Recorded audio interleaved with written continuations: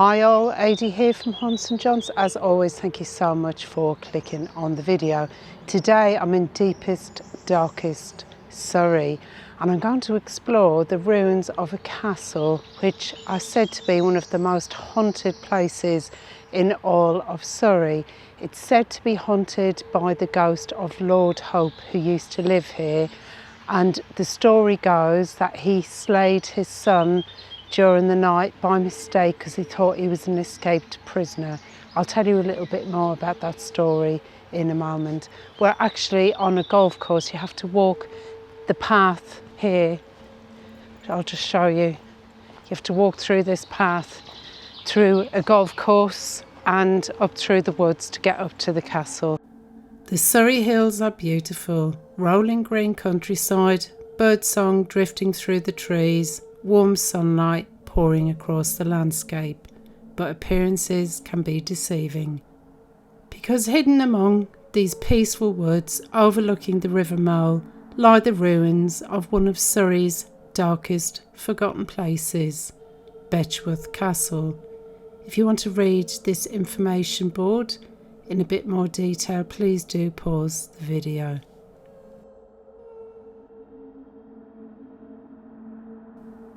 And don't be deceived by the bright summer's day around me right now, because even in full sunlight there's something deeply eerie about this place, something heavy in the air.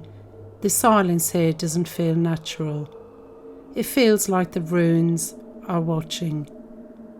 Today I'm exploring the remains of this medieval fortress, uncovering centuries of history, tragedy, decay, and the chilling ghost stories that refuse to die. And trust me, this place has plenty of them.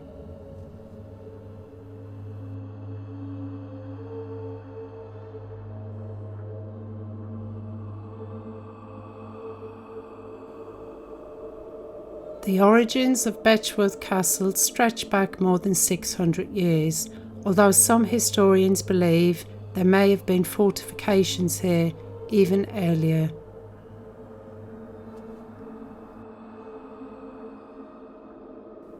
The site overlooks the western bank of the River Mole in Surrey, positioned on a sandstone spur with commanding views across the valley. Now, strategically, it made perfect sense. Whoever controlled this high ground controlled the surrounding land.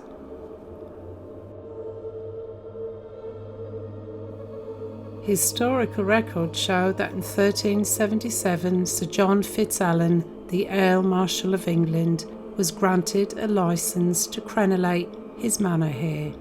Now that sounds simple enough, but in medieval England a licence to crenellate wasn't just about architecture.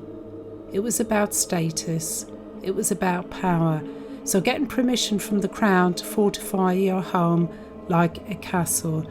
And so this place transformed from a manor into a fortified stronghold, surrounded by thick stone walls, towers and defensive features designed not only to impress but to intimidate.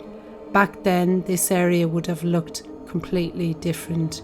There would have been no golf course, no peaceful walking routes, just dense woodland, muddy tracks, and this looming fortress standing high above the river.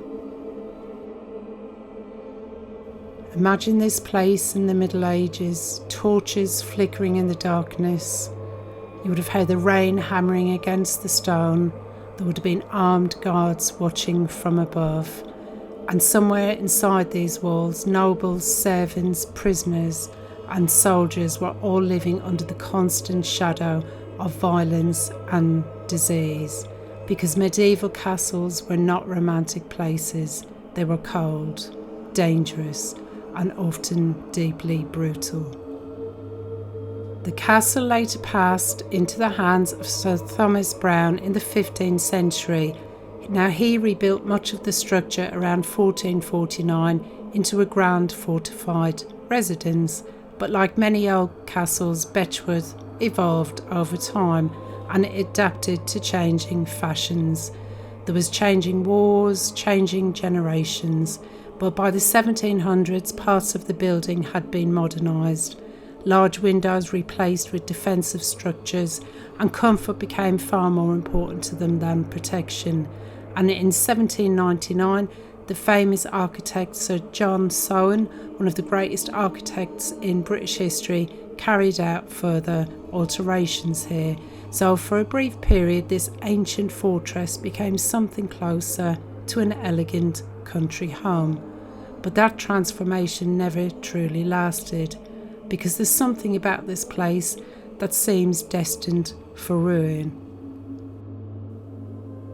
By the early 1800s, castles had become outdated relics of the past, and people no longer wanted to live in crumbling medieval fortresses, and Betchworth Castle slowly began to die. Sections were demolished and stone was stripped away to be reused elsewhere, and the estate changed ownership several times, including being acquired by Henry Thomas Hope. And without permanent residents to maintain it, the building rapidly began to crumble.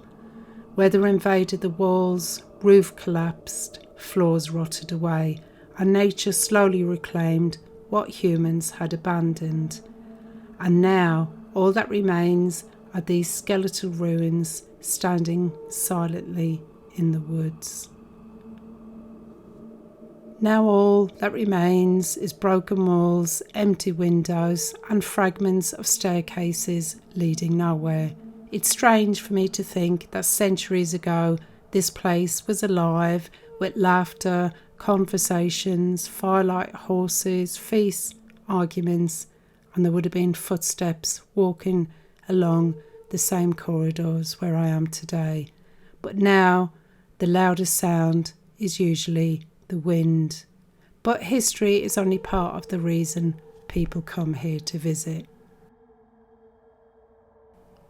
Betchworth Castle may also be haunted, and this is where things get darker. One of the most famous stories surrounding the castle that I mentioned earlier involves a figure known as Lord Hope. Now, legend says an escaped prisoner fled across the grounds late one night. Lord Hope spotted the figure running through the darkness and gave chase with his sword drawn.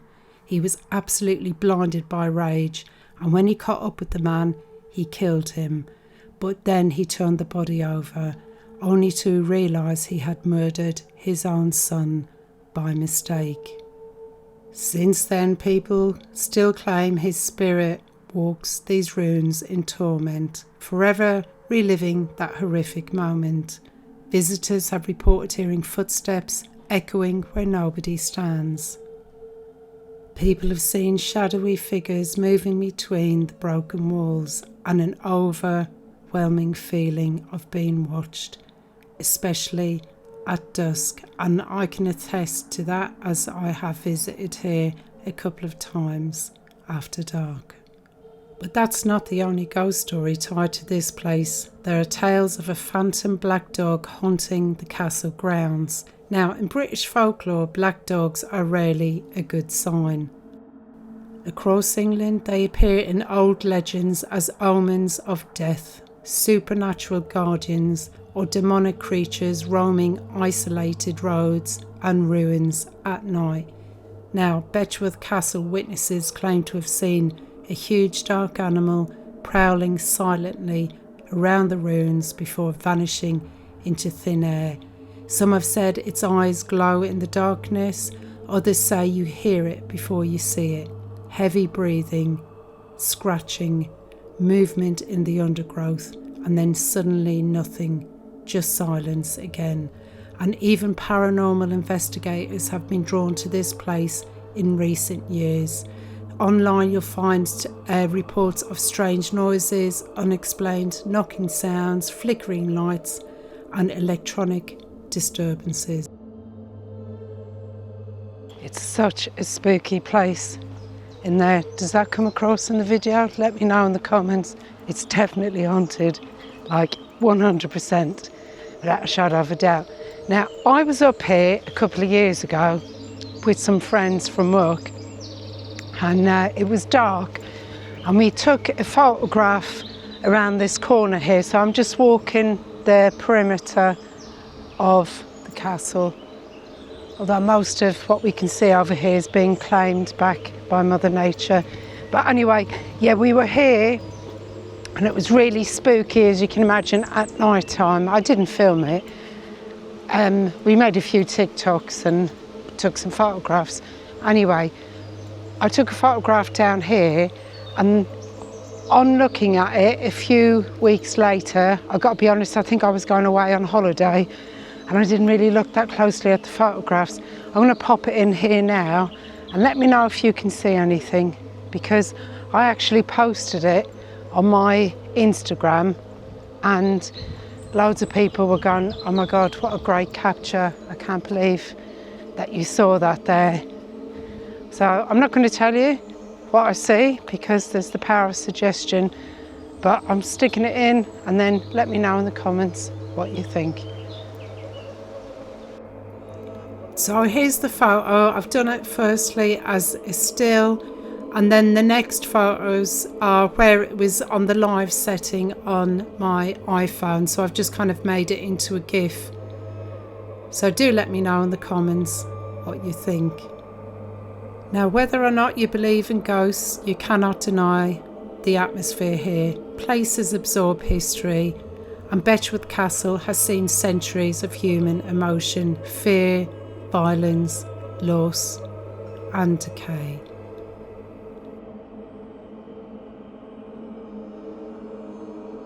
I'm going to wrap the video up here. We're right back round where we started at the beginning. So what did you think of Betchworth Castle ruins? Haunted? Not haunted? I most certainly think it is haunted, but it's different for me because I'm here, so I can experience the atmosphere. And do let me know as well what you thought of that photograph, if you saw anything in it. And as always, thank you so much for watching. I really do appreciate it. And please do like, follow, subscribe and hit the hype button down below. That doesn't cost you anything, but it really helps. But as always, if you want to help the channel a little bit more, then you can hit the super thanks button or the buy me a coffee link, which is on the screen. So thanks again, and I shall see you for the next one. Bye for now.